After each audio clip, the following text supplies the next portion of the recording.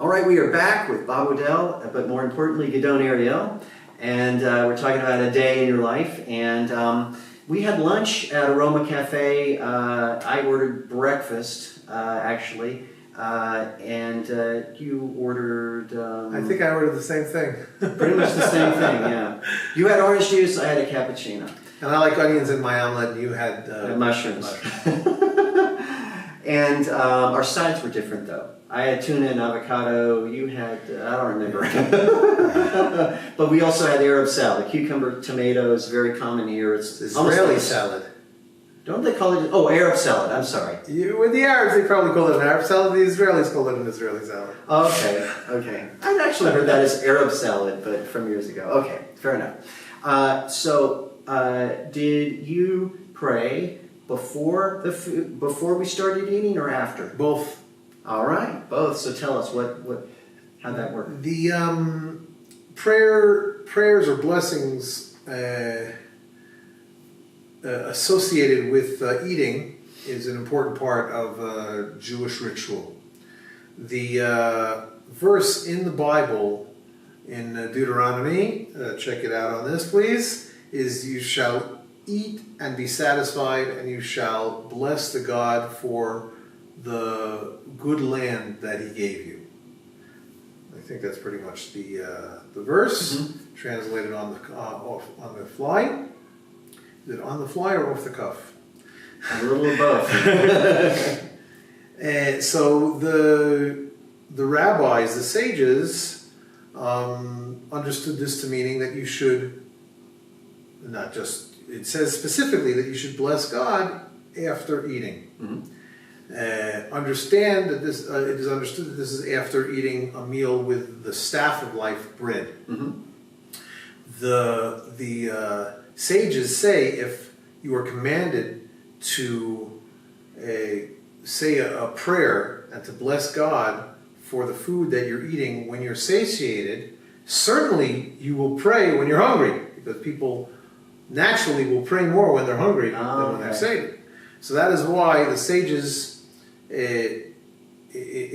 made sure that there are a whole array of prayers, blessings to say before eating. So in general, I'll try to make this short. When you eat bread, like I said, the staff of life, you say a prayer over the bread, and that covers all of the other things that you're going to eat in that meal. Then at the end of the meal, you say a long grace after meals. If you do not eat bread at a meal, then there's two options. Either you're going to have one of the three second-tier foods. That would be baked goods, baked from one of the 5 types of grain. Like, for example, you don't say this blessing over something made with rice flour. But if it's with, oat flour or wheat flour or something like that, you make and you have a barekis or a cake or something like that, then you will say borei mini mizunot. You will say on that prayer, on that for that food, blessing, thanking God, who is the creator of all sorts of foods that you bake, whatever. Okay. And besides that, you also have something like, for example, if you drink wine, then you have a special prayer for wine. And the third thing, if you have one of the 7 fruits of the trees, from the 7 trees that it's actually less than 7 species that the land of Israel is blessed for. Any of these 3 kinds of things, baked goods, special fruit, not an apple, but a pomegranate or a fig or a date. These are the kinds of foods that you, and wine, you will say a special sort of 3 blessings. The grace after meals is 3 blessings, so this is one blessing that brings all 3 of them in together. But since today I didn't eat any of those kinds of foods, I just ate a salad and an egg. The salad has borei pri adama. You bless on that a blessing. Thank you, bless you, O God, who has created the food from the earth. Adama. Borei Adama.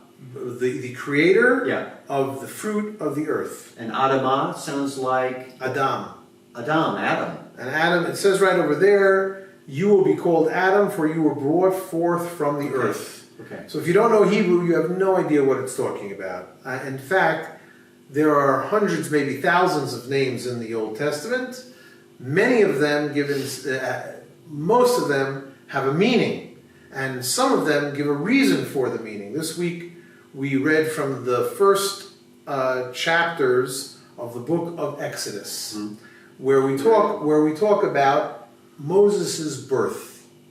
So it says over there that the daughter of Pharaoh, names Moses because I drew him from the water. So why isn't his name Drew? Why is his name Moses? What does Moses have to do with because I drew him from the water? The answer is obviously because in Hebrew, to pull from the water is limshot. V'karati lo Moshe, which Moshe is the proper Hebraic phrase, the Hebraic way of saying his name, as opposed to the anglicized or Moses. Yeah. You won't go into why. Moshe. Ki min hamayim mishitiu. Mishi, mem, shin, msh. Moshe. It's almost the same thing. So, and if we get back to what we were talking about, Adamah, from the first few chapters of the book of Genesis, God calls Adam because he came from the earth. So why didn't he call him earth or something like that? Because earth in Hebrew is Adamah. So Adam comes from Adamah. That's a lot easier to hear than Moshe from Mishitihu. And Eve is called Chava. Eve and Chava, there's a V there, and the Ch is like the E, and the at the end is like the other E, and instead of being Eve, you pronounce it Eve. Doesn't matter what it's called in English. Because Adam named her Eve because she is the mother of all life. What is Eve? I would say he named her Eve because he met her after sunset. So he named her Eve, evening. No, it has nothing to do with the English word. In Hebrew, Chava comes from the same word as Chai. Chai means life. Okay, cool. Now, we ate in a, what, you see something else? Let's see. So that is why I said the prayer, Borei Pri Ha'adamah, over the salad. And on the egg and the orange juice, I said the blessing, She'akol Ni'abid V'ro. Everything, I bless you, O God, King of the universe, that everything exists by your word. And that is the catch-all blessing for any types of foods besides those 4 or 5 kinds of, or 6 types of food before blessings. And saying those 2 blessings took how much time? About 4 seconds each. It was fast. And then afterwards you prayed a blessing before you went to the afternoon. Specifically after I finished my meal. As I said, that was also a short one. That's a very short one. In general, if you eat bread, it's about a 3-minute blessing with a lot of words. If you only ate a cake and enough cake to say your after blessing, then it's a shorter blessing, but it's also relatively long. But if you didn't eat any of the cake or wine or special kinds of fruits or bread, then you just had a nice filling meal of salad and eggs and maybe meat with some juice or water, then you just say the short blessing. I'll try this again. Blessed art thou, O Lord our God, King of the universe, Borei Nefashot, who created souls and what is lacking in those souls, and you created what is lacking in those souls, but many souls, and what is lacking, in order to refresh all of these souls. Baruch Elohim, blessed are you, the life giver of all the worlds.